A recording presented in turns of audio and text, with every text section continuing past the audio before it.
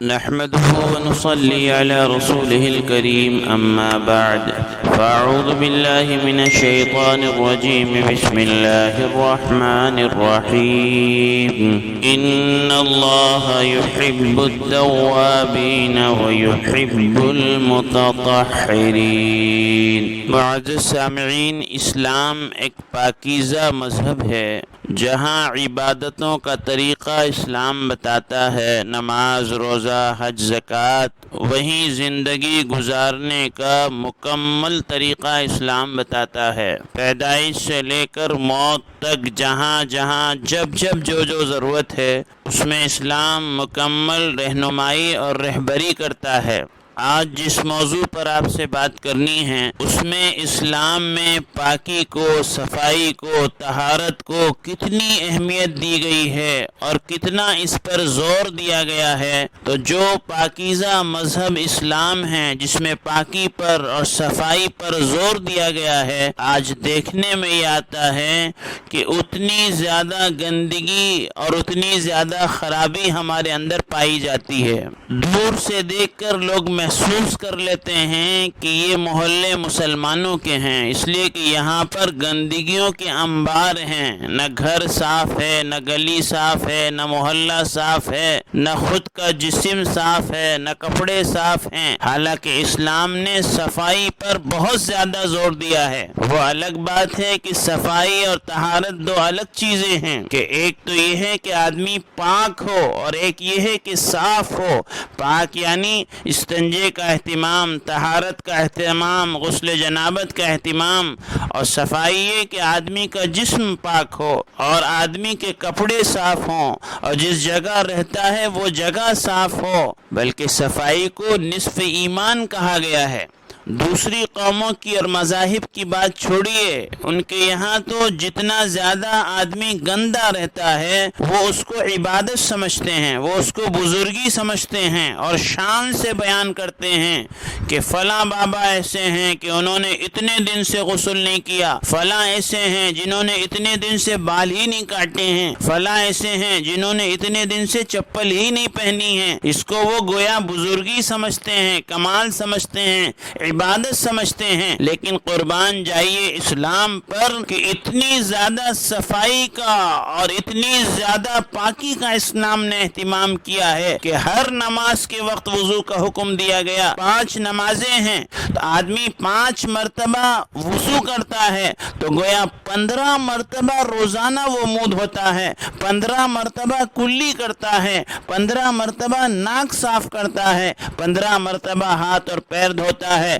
سوچئے کس قدر صفائی کا اہتمام اسلام میں کیا گیا۔ اللہ کے نبی صلی اللہ علیہ وسلم جب کسی کے بالوں کو پراگندہ دیکھتے تو ناراض ہوتے تھے، کسی کے کپڑوں کو میلا دیکھتے تو ناراض ہوتے تھے، کہ اسلام میں اس کا اہتمام کیا گیا کہ آدمی پاک اور صاف رہے۔ میں نے جو آیت تلاوت کی اس میں اسی بات کا ذکر ہے کہ آدمی ظاہری طور پر بھی پاک اور صاف ہو اور باطنی طور پر بھی پاک اور صاف ہو، اور جو ظاہری اور باطنی دونوں طور پر پاک اور صاف ہو اللہ اس کو بے انتہا پسند فرماتے ہیں۔ فرمایا ان اللہ یحب التوابین، کہ توبہ کرنے والوں کو اللہ محبوب رکھتے ہیں۔ توبہ سے روح کا غسل ہوتا ہے، توبہ سے روح پاک ہوتی ہے، توبہ سے آدمی گناہوں سے پاک اور صاف ہو جاتا ہے۔ اور اسی طرح فرمایا اللہ پاک وہ یحب المتطہرین، صاف اور پاک رہنے والوں کو محبوب رکھتے ہیں کہ آدمی صاف اور پاک رہے، بال اس کے پراگندہ نہ ہو،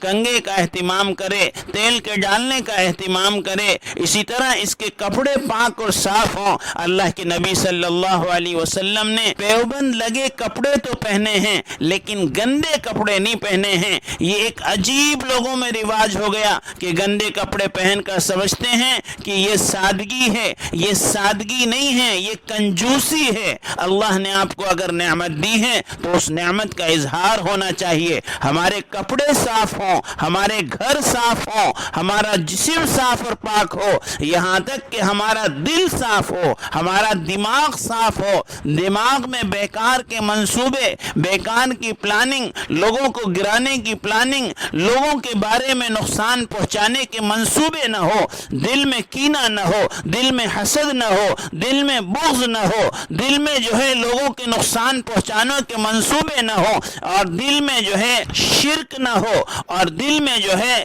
غیر اللہ نہ ہو، اور دل میں دنیا کی محبت نہ ہو، تو گویا دل بھی پاک ہو اور دماغ بھی پاک ہو اور جسم بھی پاک ہو، اور جس جگہ ہم رہ رہے ہیں وہ گھر بھی پاک ہو۔ اس کا اہتمام کیا جائے کہ گھروں کی بھی صفائی ہو، ہماری گلیوں کی بھی صفائی ہو، ہمارے کچن کی بھی صفائی ہو، یہاں تک کہ ہمارے ٹوائلٹ اور جو طہارت خانے ہیں اس کی بھی صفائی ہو، ہمارا گھر بالکل صاف ہو، بلکہ ایک شیڈول بنایا جائے، ایک پلان بنایا جائے کہ جو کام روز نہیں کیے جا سکتے، دروازوں کی صفائی ہے، چھجوں کی صفائی ہے، بالکنی کی صفائی ہے، پنکھوں کی صفائی ہے، الماری کی صفائی ہے، کچن کی صفائی ہے، اس کا ایک شیڈول بنایا جائے کہ اس کو صاف اور پاک رکھا جائے، اس لیے کہ اسلام صاف اور پاکی کا حکم دیتا ہے۔ اللہ پاک ہے اور پاک اعمال کو پسند کرتا ہے، پاک لوگوں کو پسند کرتا ہے۔ کم سے کم ہفتے میں ایک مرتبہ غسل کیا جائے تاکہ ہمارے ذریعے سے کسی کو تکلیف نہ ہو۔ آدمی جمعے کی نماز میں پہنچتا ہے، مجمع وہاں پر ہوتا ہے، ہمارے پسینے کی بدبو سے ان کو تکلیف نہ ہو۔ اسلام ایک ایسا مذہب ہے جو یہ سکھاتا ہے کہ اپنی ذات سے کسی کو کوئی تکلیف نہ پہنچائی جائے۔ اللہ نے فراوانی دی ہے، پانی کا انتظام ہے، روز غسل کیجئے، ورنہ کم سے کم آخری درجے میں اتنا ہے کہ ہفتے میں تو ایک مرتبہ ضرور غسل کیا جائے۔ اسی طرح ناخن کے کاٹنے کا اہتمام کیا جائے کہ یہ ناخن کے اندر گندگی جمع ہوتی ہے، اور جب آدمی کھانا کھاتا ہے تو یہ گندگی اس کے اندر چلی جاتی ہے، تو فرمایا ناخن کے کاٹنے کا اہتمام ہو، یہاں تک کہ زیر ناف کے بال اور بغل کے بال ان کو بھی صاف کرنے کا اہتمام ہو۔ اسی طرح فرمایا حلال چیزوں کو کھایا جائے اور حلال ذبیحہ کا استعمال کیا جائے۔ جو جانور جھٹکے سے کاٹا جاتا ہے، خون اس کے اندر رہ جاتا ہے، اور خون گندگی ہے، اور اللہ پاک پاکی کو اور صاف کو اور حلال کو پسند کرتے ہیں، اس لیے اس کے کھانے کو منع فرمایا۔ کھانا کھانے بیٹھو تو اپنے ہاتھوں کو اچھی طرح دھونا چاہیے، اس کا حکم دیا تاکہ گندگی ہمارے اندر نہ جانے پائے۔ تو معزز سامعین، اسلام پاک اور صاف اور مہذب مذہب ہے جس کے اندر پاکی کو اور صفائی کا بڑا اہتمام کیا گیا ہے کہ آدمی پاک صاف رہنے کا اہتمام کرے کہ اس کا جسم بھی پاک ہو، اس کا دل بھی پاک ہو، اس کا دماغ بھی پاک ہو، اس کی کمائی بھی پاک ہو، یہ ہر طرح سے پاک ہو کہ جسم بھی پاک ہے، روح بھی پاک ہے، نفس بھی پاک ہے، اخلاق بھی اچھے ہوں، اقوال بھی اچھے ہوں، افعال بھی اچھے ہوں، احوال بھی اچھے ہوں، اور عقائد بھی پاک و صاف ہو اور نیت بھی پاک و صاف ہو۔ عام طور پر دیکھنے میں آتا ہے کہ عید الاضحیٰ کے موقع پر، بقرعید کے موقع پر ہم گندگی کی حد کر دیتے ہیں، ہمارے وطنی بھائی اور غیر مسلم جو ہے وہ ہم سے نفرت کرنے لگتے ہیں۔ ہمارے کسی عمل سے اگر ہم اسلام کو تقویت نہیں پہنچا سکتے، اسلام کا تعارف نہیں کر سکتے، اسلام کو پھیلا نہیں سکتے، تو ہمارے کسی عمل سے اسلام کو بدنام نہیں کرنا چاہیے۔ عید الاضحیٰ کا موقع،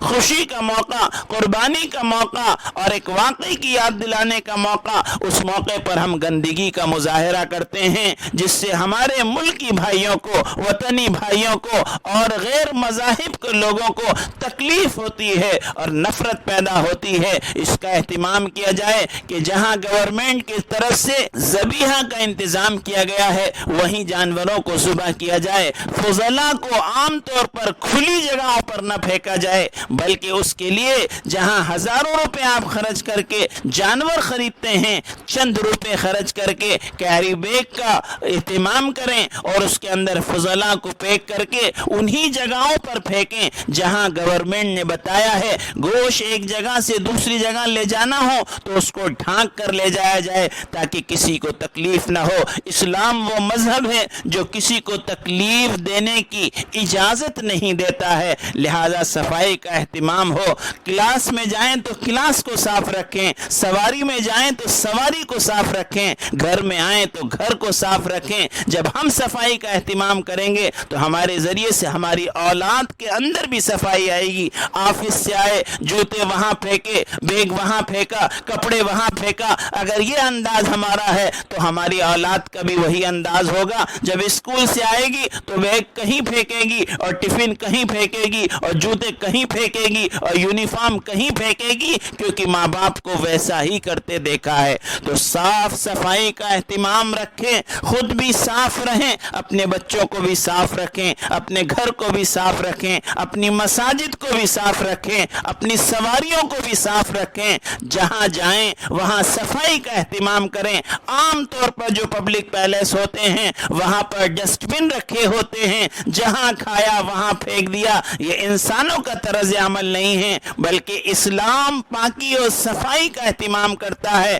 ڈسٹ بن رکھے ہی اس لیے جاتے ہیں تاکہ گندگی نہ ہو، جہاں کھایا وہیں ریپر پھینک دیا، یہ اخلاق کے خلاف ہے۔ جہاں جگہ دی گئی ہے کچرا پھینکنے کی وہاں اس کو پھینکا جائے۔ امید ہے کہ ہم اپنے اسلام کو بدنام کرنے والے نہیں بنیں گے، بلکہ اپنے عمل سے اسلام کا تعارف کرائیں گے اور انسانیت کو سمجھائیں گے اور بتائیں گے کہ اسلام کتنا پاکیزہ اور کتنا پاک اور صاف مذہب ہے، اور اسلام میں صفائی کا کتنا اہتمام ہے، اور اسلام میں صفائی پر کتنا زور دیا گیا ہے۔ اللہ تعالیٰ سے دعا ہے اللہ تعالیٰ ہم سب کو عمل کی توفیق عطا فرمائے۔ وآخر الدعوانا ان الحمد للہ رب العالمین۔